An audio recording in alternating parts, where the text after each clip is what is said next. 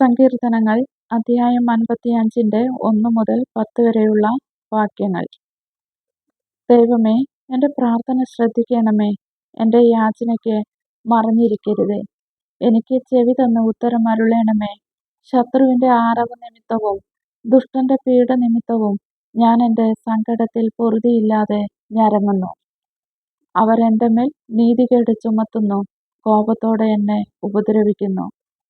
എൻ്റെ ഹൃദയം എൻ്റെ ഉള്ളിൽ വേദനപ്പെട്ടിരിക്കുന്നു, മരണഭീതിയും എൻ്റെ മേൽ വീണിരിക്കുന്നു. ഭയവും വിറയലും എന്നെ പിടിച്ചിരിക്കുന്നു, പരിഭ്രമം എന്നെ മൂടിയിരിക്കുന്നു.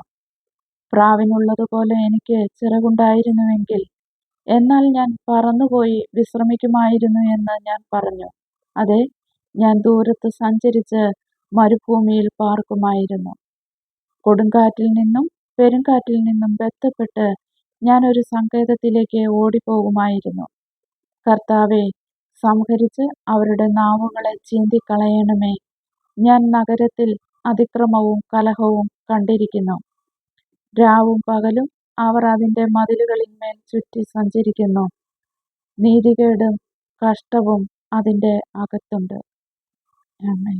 കർത്താവേ, സ്തോത്രം.